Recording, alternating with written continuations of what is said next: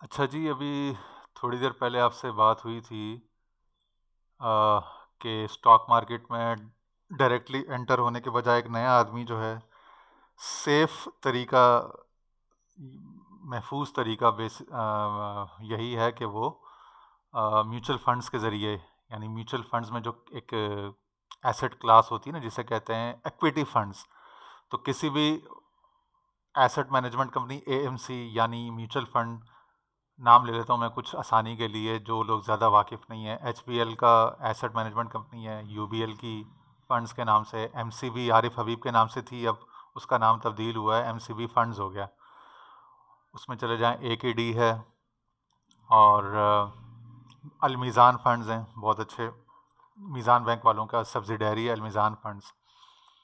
और Atlas funds हैं, Atlas Honda group वालों के। तो इन एलाइड फंड्स हैं। तो इसमें से अल हबीब फंड है, इसमें से किसी भी आप एसेट मैनेजमेंट कंपनी या फंड मैनेजर के पास चले जाएं। ये MUFAP, mutual fund association of Pakistan में बहुत लंबी लिस्ट है, सरमाया में लिस्ट है, इमलाक में लिस्ट है, आप वहाँ से सारे नाम देख सकते हैं। और दिखाना मैं आपको इस वक्त ये चाहता था कि जो मैंने आपसे कहा था ना कि शॉर्ट होराइजन पे देखते हैं तो कुछ और नज़र आता है, और मिड टर्म होराइजन पे कुछ और, लॉन्ग टर्म होराइजन पे कुछ और हकीकत होती है। तो यहाँ मैं आपको लॉन्ग टर्म होराइजन पे मैंने कहा ज़रा आपको दिखा भी दूँ। ये आप देखें, इक्विटी फंड्स का मेरे पास पेज खुला हुआ है कि इक्विटी फंड्स की परफॉर्मेंस क्या रही है, ठीक है ना। Top performing funds, Sarmaya dot P K पर मैंने टॉप परफॉर्मिंग फंड्स खोले, और ड्यूरेशन मैंने डाल दी यहाँ पे सबसे छोटी, यानी वनडे है, लेकिन वनडे तो खैर देखना ही बेकार है ना, तो 15 डेज कि 2 हफ्तों में क्या। तो अब ये देखें, जो टॉप परफॉर्मर है वो भी 2.0%, फिर 2.01, 1.89, 0.00, क्योंकि पिछले 1 हफ्ते 2 हफ्ते में कुछ दिन डाउन गए थे ना, मार्केट डाउन रही थी। वो जो किसी ने कहा था कि भाई मार्केट डाउन भी तो जाती, तो भाई मार्केट डाउन जाती तो पूरी मार्केट धड़ाम से थोड़ी, पूरा मीना बाजार या पूरा इम्तियाज़ स्टोर खाली होकर थोड़ी भाग जाता है। किसी एक दुकान, किसी एक सेक्शन के ऊपर डाउन आया होता है, समझ में आ रही ना बात। वो सेक्शन या वो दुकान रिकवर कर जाता है आगे, ठीक है ना। तो अप्स एंड डाउन तो सर देखे ना, एक बहुत बड़ी मार्केट है, उसमें 300 प्लेयर्स हैं। 300 के 300 तो नहीं ना अच्छा परफॉर्म कर सकते। क्रिकेट टीम में 11 बंदे हैं, उसमें से 6 बैट्समैन होते हैं, तो क्या 6 के 6 सेंचुरियां बनाते हैं? कोई डक पे आउट होता है, कोई 1 रन, कोई 2 रन, कोई 3 रन पे। या एक अच्छा प्लेयर शाहिद अफरीदी अगर छक्के मारता है, तो क्या हर मैच में उसने छक्के मारे? कितनी दफ़ा जीरो पे आउट हुआ है, वो अंडा लेके आया है, 2 रन पे 4 रन पे आउट हुआ है। तो ये चलता रहता है, ठीक है ना। लेकिन आप उसका पूरा करियर देखोगे तो अच्छी खासी सेंचुरियाँ, अच्छी खासी 50, और दुनिया के सबसे ज़्यादा छक्के नजर आएंगे। तो वो कई दफ़ा जो जीरो पे आउट हुआ और बेइज्जती हुई और गालियाँ हुई, एम्बेरसमेंट हुई, तो उसका क्या मतलब कि वो फेलियर हो गया? आप उसका पूरा करियर देखो तो, अच्छा बैटिंग के अलावा उसकी विकटें देखो तो पता नहीं कोई 350 400 उसकी विकटें भी हैं, तो वो बॉलर भी अच्छा। कैच देखो, फील्डिंग देखो, तो उसके सारे होलिस्टिक देखना पड़ेगा ना उसको। तो जब एनालिसिस करते हैं ना तो होलिस्टिक देखते हैं। तो ये बात कि मार्केट गिर गई, इंतहाई फजूल बात है कि भाई मार्केट गिरती भी तो है, शेयर गिरते हैं, मैं जब भी शेयर लेता हूँ नुकसान होता है। भाई क्यों नुकसान होता है? किसने कह दिया नुकसान होता है? जो लोग 60-60 साल से बैठे हुए पागल के बच्चे हैं, जो बैठे हुए हैं, जो जो अरबपति खरबपति होते हैं। एकेडी पागल है, आरिफ अभी पागल का बच्चा है, ये एमसीबी वाले, ये दूसरे तीसरे चौथे पांचवें जितने मैंने नाम लिए शुरू में, सारे पागल हैं ये जो बैठे हुए हैं। और उनके अंदर जो अरबों रुपए खरबों रुपए लगा के बैठे हुए वो सारे इन्वेस्टर, वो पागल हैं। तो ये 15 डेज हो गया। इससे आगे हम थोड़ा सा बढ़ाते हैं होराइजन, आप देखें 30 डेज की ड्यूरेशन पे क्या आपके पास रिपोर्ट आती है। ये देखें, देखा आपने H B L energy fund top performer, मैंने पिछली टॉक में कहा था। सालाना उसके 72 थे, 6 महीने और 9 महीने के उसके थे 66% रिजल्ट रिटर्न। यहाँ देखें आप, H B L energy fund 11.5, 11.5% return दे रहा है 1 महीने पे। उसके बाद दूसरे नंबर पे जेएस ग्रोथ फंड है, वो 7.23%। उसके बाद तीसरे नंबर पे एनआईटी ट्रस्ट है, वो 6.64। फिर एचबीएल स्टॉक फंड है 6.52। फिर यूबीएल स्टॉक एडवाइजर 5.20। ये आपने देखे 11 से लेके 5 4 यहाँ तक आ गए। अच्छा नीचे लिस्ट और भी है, लेकिन मैं नीचे यहाँ, अब 30 डेज को आप बढ़ाएं, 90 डेज पे जाके चेक करें क्या रिटर्न है। ये देखें, अब जादू देखें आप। NIT top performer 44%। MCB Pakistan stock market fund 90 days पे जब देखेंगे तो 90 डेज के होराइजन पे दूसरे नंबर पे आ गया, जो पहले उन दोनों लिस्टों पे नहीं था। तो इसका मतलब इन पिछले जो 15 दिन थे, यानी 16 दिसंबर 2023 से लेके आज 1 जनवरी 2024 तक के जो 15 दिन थे, उसमें ये परफॉर्म नहीं कर पाया। उससे पहले जो एक महीना गुजरा यानी 1 दिसंबर 2023 से 1 जनवरी 2024 तक, उसमें नहीं, लेकिन उससे पहले के जो 60 दिन गुजरे हैं उन 2 महीनों में इसने अच्छा परफॉर्म किया था एमसीबी ने। तो ये एवरेज जब मिलाया तो 42.8% आ गया 90 डेज का इसका। इसी तरह एनबीबी फाइनेंशियल सेक्टर फंड, ये भी उस वक्त शुरू के टॉप 3-4 में नहीं था, दोनों लिस्टों में, 15 दिन वाली भी और 30 डे, लेकिन जब 90 डेज पे गए तो ये तीसरे नंबर पे 40.92%। और एचबीएल एनर्जी फंड जो साल में 72 दे रहा था और जो एक महीने पे सबसे ऊपर था 11.5%, वो यहाँ पे आप देखें 39.7%। ठीक है, इसी तरह आगे चले, 90 डेज से आगे आ जाए 180 डेज। अब देखें यूबीएल फाइनेंशियल सेक्टर फंड जो पिछली सारी लिस्टों में नहीं था, यानी उसने इन 3 महीने में 90 डेज में अच्छा परफॉर्म नहीं किया था, लेकिन उससे पहले वाले 3 महीने जो थे, यानी दिसंबर, नवंबर, अक्टूबर को छोड़ के जो पिछले 3 महीने थे, सितंबर, अगस्त, जुलाई, अगस्त, सितंबर, उन 3 महीने में वो सबसे तेज था। तभी तो जब उसको उन 3 महीने की तेजी और इन 3 महीने की मंदी, इसको जब एवरेज किया, बराबर किया, पूरे 180 डेज पे डिवाइड किया, तो यूबीएल का रिजल्ट 76% आया 6 महीने पे 180 डेज पे। ये चेक करें आप। एनबीबी फाइनेंशियल सेक्टर पिछली लिस्ट में भी दूसरे या पहले नंबर पे था, अब यहाँ पे 76% पे। इसने कांस्टेंट यानी 3 महीने और 6 महीने के इस टाइम में इसने जुलाई से लेके 1 जनवरी आज के दिन तक ये इसने अच्छा परफॉर्म किया। एचबीएल एनर्जी फंड कांस्टेंट, यानी पूरे जब 6 महीने 180 दिन पे देखो तो ये 69% रिजल्ट दे रहा है। अच्छा, इसी तरह 180 को बढ़ा के आप 9 महीने 270 दिन पे ले जाएं। अब देखें यूबीएल फाइनेंशियल सेक्टर जो पहले 70 कुछ दे रहा था, अब 81 दे रहा है। इसका मतलब वो जो 6 महीने थे उससे पहले के जो 3 महीने थे, अप्रैल, मई, जून, उसमें भी उसने अच्छा परफॉर्म किया था। एनबीबी फाइनेंशियल सेक्टर फंड ये अगेन ये कांस्टेंट पिछले 6-7-8 महीने से अच्छा दे रहा है, तभी तो 77 दे रहा है 270 दिन पे, 9 महीने के टाइम ड्यूरेशन पे। ये 9 महीने के time horizon HBL energy fund 69.5, MCB Pakistan stock market fund again 65%, UBL stock advantage fund again 61%। ये देखें आप 365 डेज पूरे एक साल पे डिवाइड करें। यूबीएल फाइनेंशियल सेक्टर का मतलब है कि ये साल के जो पिछले जो 3 महीने थे उनमें भी इसने अच्छा परफॉर्म किया हुआ था, जनवरी, फरवरी, मार्च, क्योंकि पूरे जब 365 दिन पे गए तो इसने सबसे ज़्यादा अच्छा पूरे 365 पूरे एक साल पे डिवाइड किया तो सबसे अच्छी एवरेज इसने दी है यूबीएल ने 88%, ऑलमोस्ट डबल। यानी अगर 1 लाख रुपए किसी ने डाले थे तो 1,88,000 उसके हो गए। एनबीबी फाइनेंशियल सेक्टर 79.37, यानी 1 लाख की इन्वेस्टमेंट थी, बढ़ के 1,79,000 हो गई, 1,80,000 के करीब। कहाँ 1,88, 1,80। अब आप बताएं ना, दुनिया के, पाकिस्तान के कम से कम कौन सा बिजनेस है जेन्युइन, हलाल, जायज, लीगल, दुरुस्त, सही, लीगल, एथिकल, मॉरल बिजनेस है, गुड प्रैक्टिसेस, ऑनेस्ट बिजनेस, कि जो आपको 88, 79, 73% रिटर्न दे, 66% सालाना रिटर्न से। ये है कैपिटल मार्केट, स्टॉक मार्केट, कि जब बड़ी बड़ी कंपनियां जब आपके घर में खाने का तेल, पेट्रोल, डीजल, गाड़ी का तेल जब पहुंचाती हैं, उसको साफ़ करती हैं, उसको बनाती हैं, उसको पैक करती हैं, पैकिंग में, डिस्ट्रीब्यूशन में, यानी ट्रांसपोर्टेशन की कंपनियां, पैकेजेस कंपनियां, प्लास्टिक बनाने वाली कंपनियां, ये सारी कंपनियां इन्वॉल्व होती हैं। जब सारी कंपनियां काम कर रही हैं, इनमें से जो कंपनियां स्टॉक मार्केट पे लिस्टेड हैं, उसमें जो लोग उनके शेयर्स खरीद रहे हैं, उनमें कॉन्फिडेंस का इजहार कर रहा है, तो वो जो कंपनियां अच्छा परफॉर्म कर रही हैं तो वो अपने शेयर होल्डर्स तक ये फ़ायदा, ये प्रॉफिटेबिलिटी पास ऑन कर रही हैं। उन्होंने आसानी के लिए बीच में म्यूचुअल फंड को एक मीडियम बनाया। म्यूचुअल फंड आपका पैसा लेकर, उसके अंदर एक फंड मैनेजर होता है, वो अच्छी तरह से एसेट एलोकेशन करता है, उसको पता होता है पीपीएल में लगाना है, अभी पीपीएल डाउन जा रहा है, ओजीडीसी में लगा दो। आपका मेरा पैसा लेकर हमारे आपके बिहाफ पर वो हमारे 500, 1,000 रुपये, आप यकीन करें इनमें से कुछ फंड ऐसे हैं यूबीएल के, उसमें तो 500 रुपये में इन्वेस्टमेंट हो जाती है। एचबीएल 1,000 से लेता है, बाकी में कहीं 5,000, एमसीबी में 500 से इन्वेस्टमेंट होती है। मैंने जब अपनी इन्वेस्टमेंट की जर्नी स्टार्ट की थी तो यूबीएल, एमसीबी इनसे 500 और एचबीएल से 1,000 रुपये से, आप यकीन करें। लेकिन अल्हम्दुलिल्लाह कतरा कतरा दरिया होता है, अल्लाह ताला ने इज्जत दी, करम किया, मेहरबानी की, उसने रास्ते खोले तो वो इन्वेस्टमेंट आगे गई। और फिर यहाँ तक इतना कॉन्फिडेंस आया कि फिर मैं वो चीज़ समझने, समझाने और अगलों तक कम्युनिकेट करने के, डिलीवर करने के, उस फ़ायदे को, उस बेनिफिट को, उस प्रॉफिटेबिलिटी को, उस आइडिया को, उस बिजनेस प्लान को, प्रोडक्ट को आगे सेल करने, आगे कम्युनिकेट करने के काबिल हो गया। तो मेहनत है, वक्त है, तो आपको भी वक्त लगाना होगा, अपना जो इन्वेस्टमेंट होराइजन है, इन्वेस्टमेंट एपेटाइट है, उसको बढ़ाना होगा। ठीक है ना, रब्बी जिदनी इल्मा, या अल्लाह मेरे इल्म में इजाफा फरमा। तो इल्म में क्या है? एक्सपोजर में इजाफा, फाइनेंशियल इंटेलिजेंस में इजाफा, कॉन्फिडेंस में इजाफा, ये सब चीज़ें इल्म के अंदर आ जाती हैं ना। ठीक है ना, लोगों को देना, डिलीवर करना, give and you shall receive, दो और तुम्हें मिलेगा। तो देना पहले है, लेना बाद में है।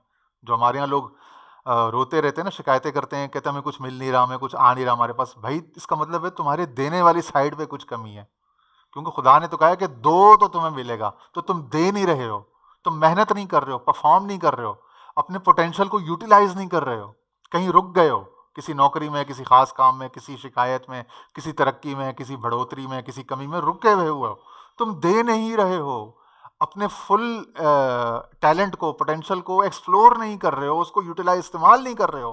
तो तुम अपनी कैपेसिटी को बढ़ाओ, अपनी जो तुमने लिमिट्स बना ली हैं, सेल्फ लिमिटिंग बिलीफ्स हैं तुम्हारे, उसको मिटाओ, उसको खत्म करो, उस बाउंड्री को तोड़ो, उस पैराडाइम को तोड़ो, पैराडाइम शिफ्ट करो, नई कॉन्शियसनेस की तरफ जाओ, नई एक्नॉलेजमेंट, नई अवेयरनेस की तरफ जाओ, नई एजुकेशन की तरफ जाओ, नई ट्रेनिंग्स लो, नई चीज़ें सीखो, नए वेन्यूज, नए दरवाजे, नए मैदान एक्सप्लोर करो। ठीक है, नए डिपार्टमेंट्स में, नए कामों में जाओ, नई नई दुनियाएं एक्सप्लोर करो, सितारों से आगे जहां और भी हैं। ठीक है ना, तो आप दो, खुद को भी दो, अपने नफ्स को, अपनी अकल को, अपनी रूह को, उसको भी खुराक दो, अपनी तरक्की से, अपनी एक्सपेंशन एंड ग्रोथ से। क्योंकि स्पिरिट यानी खुदा का जो नूर है, वो spirit always manifest, expresses and expands, always wants to see it expanding and expressing through you. और इंसान, तू जो खुदा की सिफत पर, उसकी सिफात का अमीन है, उसकी सिफत पर, उसके you were created in God's image, तो उसकी इमेज पे जब तख्लीक हुआ है, तो वो तेरे जरिए से ग्रोथ, एक्सपेंशन देखना चाहता है हजरत इंसान, आगे बढ़, कुछ कर, हिम्मत कर। ठीक है, वलकद कर्रमना बनी आदम, अल्लाह ने कहा ना कुरान में कि हमने आदम के औलाद को इज्जत दी, तकरीम दी है, उसको ताकतें दी हैं, उसको सलाहियतें दी हैं, उसको इज्जतें, बरकतें दी हैं। क्यों नहीं मेहनत करता वो, क्यों नहीं आगे बढ़ता, क्यों नहीं थोड़ा सा, लक़द खलक़नल इंसान अफ़ी कबद, उसको जिद्दोजहद के लिए बनाया है, उसको हसल के लिए बनाया कि हसल करे, बस कुछ ना कुछ करे, करता रहे, बढ़ता रहे, चलता रहे, रुके नहीं। रुके हुए पानी से तो वज़ू भी जायज़ नहीं होता, शरीयत का फ़िकी मसला है। रुके हुए पानी में बू हो जाती है, माए राकिद से वज़ू नहीं होता, माए जारी यानी बहते हुए पानी से वज़ू होता है। ये आप पढ़ते हैं, जिन लोगों ने इस्लामिक साइंसेस पढ़ी हैं, फ़िका का शुरू में तहारत के बाब में पहले ही मसला ही यही आता है। ठीक है ना, तो जारी पानी, बहता हुआ पानी बनो। ठीक है, रुका हुआ नहीं। तो ये आप ये देखें, 365 डेज पे गए तो ये सारी रिपोर्ट आई। इसी तरह एक और फंड होता है, एसेट एलोकेशन।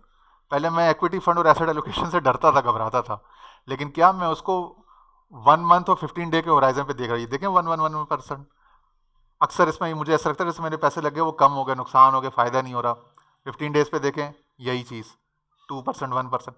30 डेज पे देखें थोड़ा सा बेहतर, देखें 33% तक एक फंड ने दिया आपको।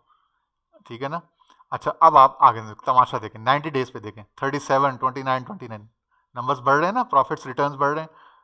180 डेज पे देखें 51, 43, 39। अच्छा, एसेट एलोकेशन में क्या होता है कि कुछ एक्विटीज़ में, कुछ स्टॉक्स में लगाते हैं, जैसे आपसे 1 लाख रुपए लिए, दूसरे से 1 लाख रुपए, तीसरे 100 बंदों से 1 लाख रुपए लिए, एक फंड मैनेजर ने, म्यूचुअल फंड कंपनी ने, 1 करोड़ हो गए, 100 लाख हो गए। उस 100 लाख में से 20 लाख उसने इक्विटी मार्केट्स में लगाए, 20 लाख उसने फिक्स्ड इनकम में लगाए, 20 लाख उसने गवर्नमेंट सिक्योरिटीज़ यानी जो पाकिस्तान, जो गवर्नमेंट के सुकूक, इस्लामी साइड के बॉन्ड्स हों, शरिया कंप्लाइंट, या फिर वो टी बिल्स वगैरह, PIBs, TFCs, दूसरे इंस्ट्रूमेंट्स हों, उनमें लगा दिए।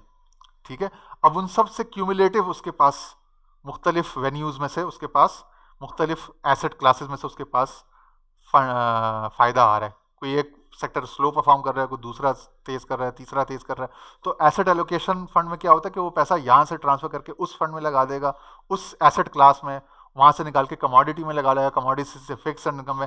वो देखेगा कि जहाँ जो सेक्टर अच्छा परफॉर्म कर रहा है वहाँ पे लगाएगा। ठीक है ना, तो ये क्यूमुलेटिव होता है, mixture of equities, fixed, bonds and commodities, इन सब में मिक्स होता है। ठीक है ना, ये देखें आप 180 डे, अब आगे देखें 270 डेज पे गए तो 56, 54, 48। अच्छा फिर देखें 365 डेज पे, एक साल पे गए 56, 56, 48, 46, 37। तो आपने पूरे साल के होराइजन पे 6 महीने 9 महीने यानी लॉन्ग टर्म होराइजन पे जाके एक लॉन्ग टर्म व्यू लेना होता है। यह है इन्वेस्टमेंट का एक बुनियादी उसूल कि इसको आप थोड़ा सा एक्सपैंड करके बड़े होराइजन पे जाके देखें। ठीक है, तो इस तरह से जब आप देखेंगे तो एक genuine regulated legal documented business के ज़रिए से, कि वही जो मैंने कहा था कि वो तेल, आटा, चावल, चीनी, टूथपेस्ट, साबुन, देखें ना, कॉलगेट कंपनी, नेस्ले कंपनी, दूध, अंडे, ये जितनी कंपनियां, वो सारे प्रोड्यूसर्स जो हैं, वो सारे जो डिस्ट्रीब्यूटर्स जो हैं, वो सारे जो हैं वो एक नेशनल इकॉनमी के हिस्सेदार हैं, नेशनल इकॉनमी में कंट्रीब्यूट कर रहे हैं, और स्टॉक मार्केट में वो उन्होंने अपने कुछ शेयर्स हर किसी ने 10%, 20, 30% बेचे हुए हैं, ताकि मार्केट के लोग खरीदें और मार्केट के लोग उनके हिस्सेदार बने, उनके शेयर होल्डर बने, उनके साथ स्टेक होल्डर बने, उनके साथ पार्टनर बने। ठीक है, ये पार्टनरशिप है बड़ी बड़ी कंपनियों के साथ। आप देखो ना, 180 या 182 रुपये खर्च करके आप पीएसओ के साथ पार्टनर हो जाते हो, 120 या 122 रुपये लगा के आप ओजीडीसी के साथ पार्टनर हो जाते हो, आप 400 रुपये लगा के आप सिस्टम्स के साथ पार्टनर हो जाते हो जो अरबों रुपए का बिजनेस कर रही है। ठीक है, 55-57 रुपये लगा के आप एवेंसियन के साथ पार्टनर हो जाते हो, 1500 या 2000 रुपये लगा के आप टोयोटा के साथ, 537 रुपये लगा के आप सुजुकी, पाक सुजुकी मोटर के साथ पार्टनर हो। आप बताओ ये हम में आप में किस में इतनी ताकत है कि वो करोड़ों अरबों रुपए का प्लांट लगाए, फैक्ट्री लगाए, इंडस्ट्री लगाए? किसी में भी नहीं है। लेकिन करोड़ों अरबों रुपए की जिसने प्लांट्स लगाए हैं, फैक्ट्री लगाए हुए हैं, उसने आपको 100, 200, 300 रुपये का स्टॉक मार्केट के जरिए शेयर दिया हुआ है। वहाँ से आप लो, ETF लो, रीड्स लो, रियल एस्टेट इन्वेस्टमेंट ट्रस्ट, जो अपना मकान बना के किराए पे नहीं दे सकते, मकान खरीद के एसेट अप्रिसिएशन यानी कैपिटल गेंस के साथ बेच नहीं सकते, प्लॉट खरीद के बेच नहीं सकते बेचारे, वो कितना 11 रुपये या 12 रुपये का यूनिट है, Dolmen City REIT, DCR, REIT real estate investment trust, वो ले ले। तो हार्बर फ्रंट और जो कारफोर और बड़ी बड़े जो शॉपिंग मॉल है, उनके रेंटल और उनकी जो पैसे हैं प्रॉफिट है, उसमें वो हिस्सेदार बन जाए, सिर्फ 6500 रुपये लगा। 500 शेयर की एक लॉट ले ले, 13 रुपये की एक शेयर है, तो 6500 हो गए। इसी तरह नया नाजाबाद में आरिफ हबीब ग्रुप ने जो बनाया है, क्या नाम है उसका, तो वो DCR हो गया। ये भी बड़ा अच्छा इसका नाम है, ग्लोब रेजिडेंसी रीट, GRR।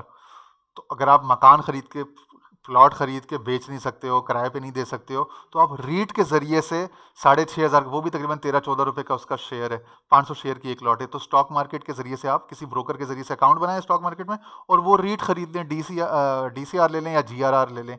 एक में रेंटल इनकम मिलेगी आपको, यानी किराए, जो जितनी बड़ी बड़ी दुकानें वहाँ पे 2-2, 3-3, 4-4 लाख पे जो बूटीक्स और बड़े बड़े डिज़ाइनर्स ने जो स्टोर लिए हुए हैं, वो किराया, उस किराए में से जो प्रॉफिट, उस प्रॉफिट में से आपको एक हिस्सा मिल जाएगा, वही आपके प्रो राटा बेसिस पे, जितनी आपका परसेंटेज ऑफ इन्वेस्टमेंट है उसके हिसाब से, जो मैंने सुबह समझाया था, हिस्सा बकदरे जुस्सा, कि 1 करोड़ वाले को भी अगर 10% प्रॉफिट मिल रहा है तो उसको 10 लाख मिल रहे हैं, तो 1000 वाले को भी 10% प्रॉफिट मिल रहा है, उसके 1100 हो रहे हैं, 100 रुपये उसको मिल रहे हैं। 10% प्रॉफिट 1000 वाले इन्वेस्टर को भी मिल रहा है, और जिसने 1 करोड़ या 1 अरब की इन्वेस्टमेंट की, उसको भी 10% प्रॉफिट मिल रहा है। कितना अच्छा बिजनेस है, कितना अच्छा काम है ये, साफ सुथरा। पीछे रेगुलेटर भी है, CDC उसका रीट का अपना गारंटर है, central depository committee of Pakistan, जो गवर्नमेंट ऑफ पाकिस्तान की अथॉरिटी है, ऑथराइज्ड बॉडी है, किसी बंदा फर्द वाहिद के हाथ में भी नहीं है। ट्रस्ट को CDC देखता है, फर्द वाहिद बीच में है ही नहीं आपका, किसी बंदे से आपका वो ही नहीं है लेना देना। ठीक है जी, तो ये आप देखें ना, रीट की तरफ आए, इसके जरिए से प्रॉपर्टी में इन्वेस्टमेंट करें। TPL का शेयर ले लें, TPL का शेयर इस वक्त कितने का, 12 रुपये 20 पैसे का मैंने लिया था, आजकल पता नहीं 13-14 रुपये का। TPL के शेयर्स लें आप, आगे TPL की रीट आने वाली है, तो TPL ने बहुत ग्रो करना है, और 13 रुपये का उसका शेयर है, 2 शेयर भी ले सकते हैं 26 रुपये के आप TPL के। ठीक है ना, तो इस तरह से आप अपने इन्वेस्टमेंट पोर्टफोलियो को बिल्ड करें। तो अच्छा सोचें, पॉजिटिव सोचें, आगे बढ़ने का सोचें, अल्लाह ताला आपको ग्रोथ करके देगा, कामयाबी देगा, इज्जत देगा। ठीक है जी, अल्लाह ताला हम सबका हामी और नासिर हो।